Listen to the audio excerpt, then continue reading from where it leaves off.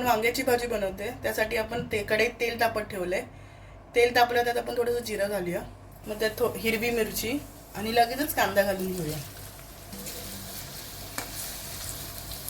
तर मग लगेच टोमॅटो घालूया आणि परत एकदा मिक्स करून घेऊ.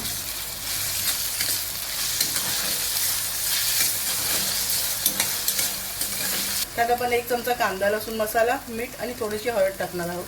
मी परत एकदा मिक्स करून घेऊया.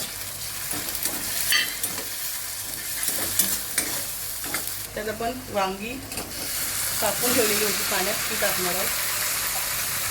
व्यवस्थित मिक्स करू. भाजीत मीठ आणि तिखट हे तुम्ही तुमच्या आवडीप्रमाणे टाकू शकता. आपण भाजीवर झाकण ठेवू आणि भाजीला 5 मिनिटं वाफ देऊ. झाकण काढून भाजी व्यवस्थित मिक्स करून घेऊ. आपली भाजी तयार झालेली आहे. त्यात आपण थोडीशी कोथिंबीर घालूया आणि परत एकदा मिक्स करू. आपली वांग्याची भाजी तयार आहे.